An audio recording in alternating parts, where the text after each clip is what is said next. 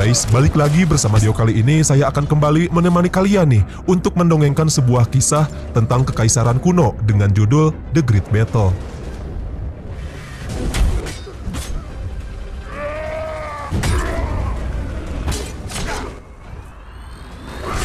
Pada masa kekaisaran dinasti Tang yang dipimpin oleh seorang kaisar sombong bernama Li Shimin, mereka mempunyai... So, gimana kisah selanjutnya? Oke, tanpa berlama-lama lagi. Kalau kalian penasaran, mendingan kita langsung aja yuk ke alur film ceritanya. Nah guys, film berlatar pada tahun 645 sebelum Masehi. Di sana, kita diperlihatkan dengan pertarungan antara ribuan pasukan Korea sedang melawan para pasukan Cina dari dinasti Tang yang disebut dengan pertempuran Gunung Jupil.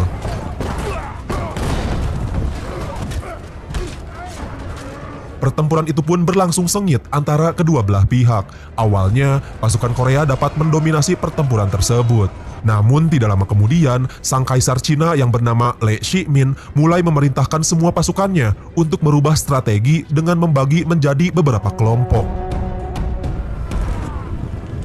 Sehingga strategi itu pun berhasil membuat pasukan Korea mundur dan kalah telak dalam pertarungan tersebut. Yang awalnya pasukan Korea berjumlah sebanyak ratusan ribu, sekarang hanya menyisakan 10.000 saja.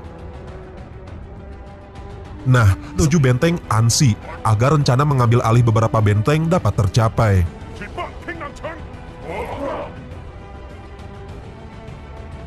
Setelah kalah pertempuran, sang jenderal Korea yang bernama Jenderal Yeon memberikan sebuah misi rahasia kepada salah satu pasukannya yang bernama Samul. Di sana, Samul diberikan sebuah misi untuk membunuh seorang komandan dari benteng Ansi karena dia dianggap telah mengkhianati rakyat Korea akibat tidak mengirimkan bala bantuan di saat perang melawan kekaisaran Tang kemarin. Namun di saat di dalam perjalanan, tiba-tiba saja Samul dikejutkan dengan kedatangan kedua pasukan yang mengaku orang suruhan dari sang jenderal benteng Ansi. Tanpa rasa curiga sedikit pun, Samul bersedia diajak mereka berdua menuju benteng Ansi. Setelah mereka yang sedang kesusahan saat mendorong sebuah kereta gerobak. Dan tanpa mereka duga, salah seorang dari ketiga orang itu adalah sang komandan Ansi bernama Mancul, orang yang selama ini mereka cari. Hingga setelah mendengar hal itu, kedua pasukan yang dibawa oleh Samul tiba-tiba langsung menyerang mereka. Untungnya aksi mereka dapat digagalkan oleh tangan kanan sang komandan yang bernama Chu dengan membunuh mereka berdua dan hanya menyisakan Samul.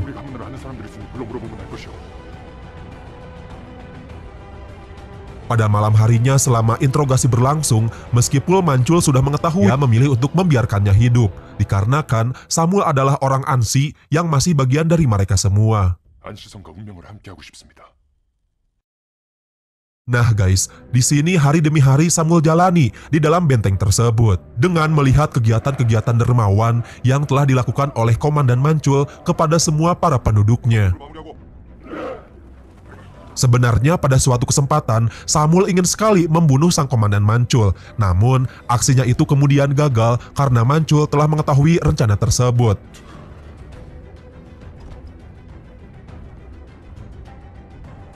Tidak lama kemudian, orang-orang kiriman dari dinasti Tang mulai muncul di luaran benteng yang menandakan bahwa pasukan mereka telah tiba di perbatasan. Sehingga pada akhirnya, Mancul langsung bergegas memerintahkan semua pasukannya untuk segera bersiap siaga.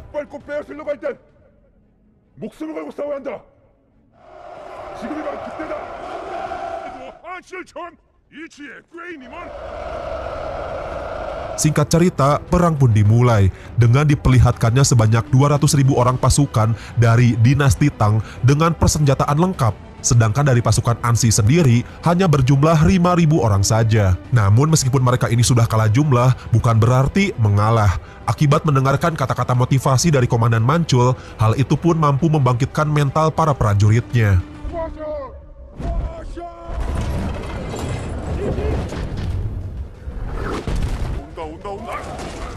Dinasti Tang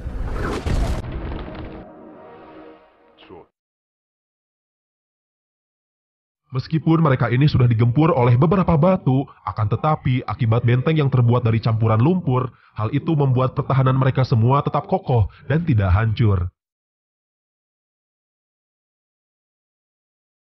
Setelah rencana pertama gagal, sang kaisar Le Shimin kembali memerintahkan semua para pasukannya untuk memanjat dinding menggunakan beberapa tangga sambil dihujani oleh anak panah pasukan Ansi.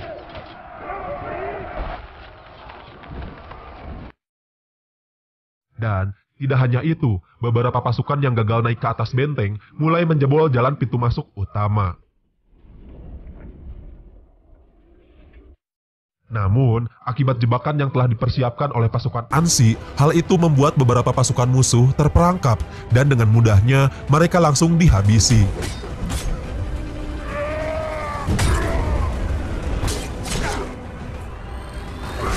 Setelah gagal yang kedua kali, membuat sang kaisar Le Shimin dengan terpaksa harus menarik semua pasukannya itu untuk meminimalisir jumlah. Dalam keadaan istirahat, Samul mulai menghampiri Mancul dan mengatakan bahwa dirinya adalah mata-mata yang telah dikirim oleh atasannya. Kedatangannya itu ternyata berencana untuk membunuh Mancul karena dia tidak membantu dalam aksi perang sebelumnya. Namun dengan tegas Mancul menjawab, alasan dia tidak turun ke medan perang sebelumnya dikarenakan dia tidak mau meninggalkan benteng Ansi. Dan jikalau dia nekat turun ke medan perang dengan melakukan penyerangan kepada dinasti Tang, maka dengan mudah dinasti Tang akan menghancurkan mereka semua.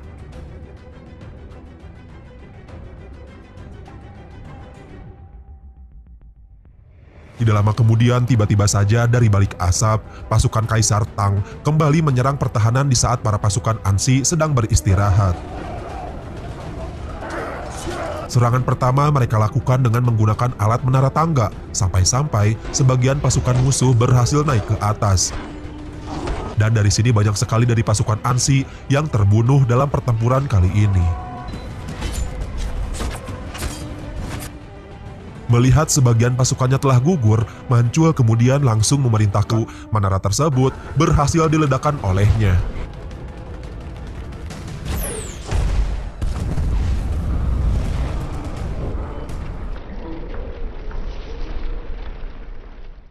Namun tanpa diduga, tiba-tiba saja sebuah tombak yang dilemparkan oleh pasukan musuh langsung mengenai dirinya sampai membuat Mancul tidak berdaya. Di saat akan dibunuh, untungnya Samul berhasil menyelamatkan Yang Mancul. Pertempuran kedua kali ini kembali dimenangkan oleh tentara Ansi lagi. Dan dari sini, sang kaisar Le Shimin yang kesal karena dia ini selalu gagal menaklukkan sebuah benteng kecil, dia kemudian memerintahkan seorang peramal untuk mengirimkan sebuah pesan ke benteng Ansi agar Mancul dan pasukannya menyerah.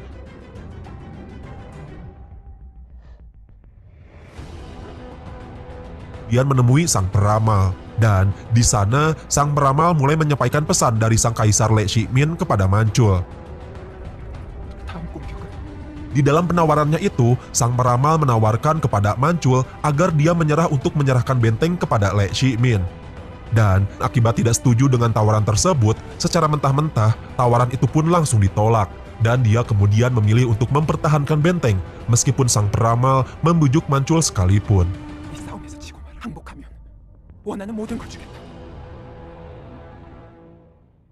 Melihat benteng Ansi yang begitu kuat, dari sini sang kaisar Le Shimin yang begitu kesal, dia kemudian langsung membuat sebuah benteng raksasa dari tumpukan tanah.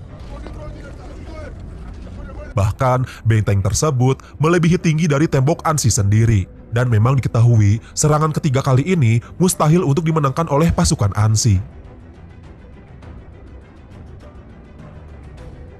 Beberapa hari kemudian, di saat Mancul dan juga semua pasukan terbaiknya sudah mengamati situasi, di sana salah satu pasukan yang bernama Paso mengusulkan sebuah rencana agar mengirimkan pasukan berkuda untuk menyerang sang kaisar Le Shimin secara diam-diam pada malam hari. Hingga pada akhirnya, usul tersebut disetujui langsung oleh Yang Mancul.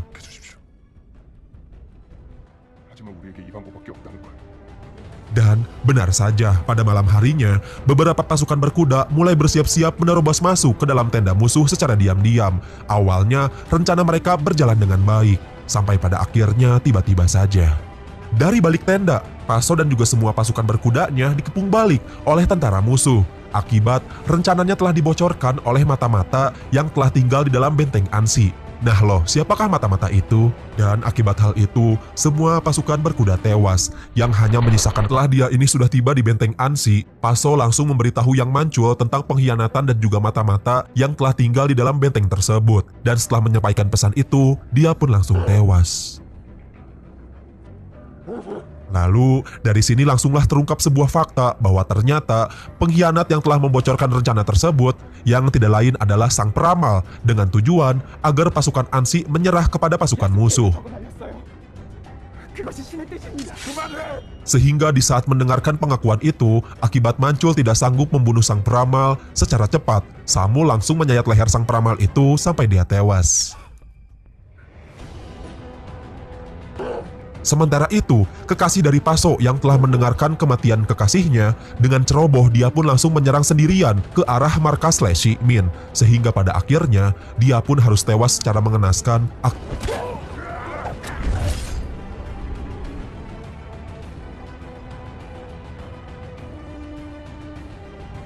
Beberapa hari kemudian, di saat benteng tanah dari musuh dalam tahap selesai, Samul berniat akan meminta bantuan kepada ibu kota. Meskipun sang Jenderal Yeon mustahil membantu Mancul sekalipun. 그들은 지금껏 놀랍도록 잘 싸웠습니다. 저는 단지 너를 안성에 보낸 것은 그런데 어찌 그들을 외면하십니까? Nah guys, beberapa hari sebelum benteng raksasa yang telah dibuat oleh Le Shimin jadi, tiba-tiba saja Mancul mendapatkan sebuah rencana dengan membangun beberapa goa bawah tanah agar di saat goa tersebut dirobohkan, benteng tanah milik pasukan musuh roboh karena kelebihan beban. Akhirnya dari sini para warga yang telah dipimpin oleh para... Singkat cerita, perang pun segera dimulai. Hal itu pula bersamaan dengan selesainya benteng bawah tanah.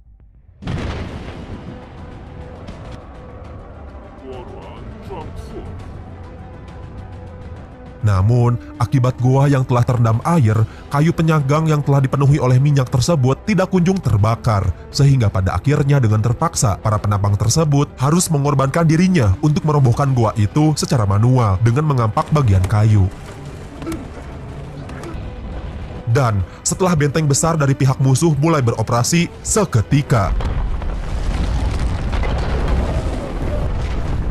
benteng itu pun rubuh sebagian dan pasukan Ansi memanfaatkan kesempatan itu untuk mengambil alih sisa-sisa dari reruntuhan.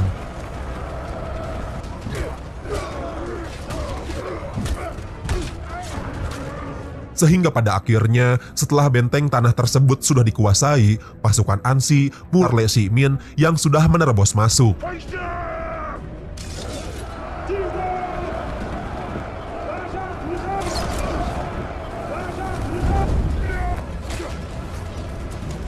Diperkirakan sebanyak 200.000 pasukan musuh membabi buta melakukan penyerangan secara brutal kepada pasukan Ansi yang tinggal sedikit.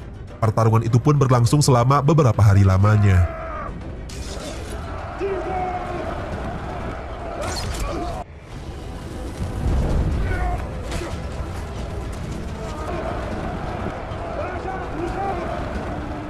Dari sini, tentara Ansi yang pada awalnya bertahan, perlahan-lahan mereka pun mulai kehabisan amunisi. Dan sampai titik darah penghabisan, Yang Mancul dengan menggunakan sebuah busur panah suci mulai membidikan anak panah tersebut ke arah Kaisar Le Shimin. Sehingga pada akhirnya tembakan tersebut langsung mengenai sebelah matanya.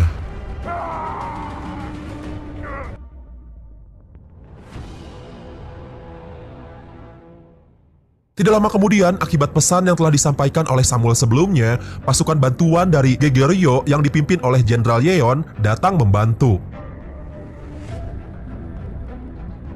Sampai pada akhirnya, dinasti Tang harus kembali ke kerajaannya yang berada di negara Cina. Dan akhirnya, film pun selesai.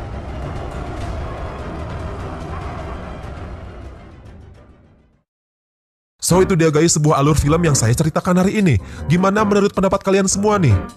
Dan seperti biasa, kalau kalian suka dengan alur film yang saya bawakan hari ini, boleh banget buat kalian buat minta like-nya. Dan jangan lupa juga subscribe. Dan jangan lupa juga nyalain notifikasinya, karena kedepannya bakalan banyak banget cerita atau alur-alur menarik buat dibahas. So, sekian dari saya. Wassalamualaikum warahmatullahi wabarakatuh.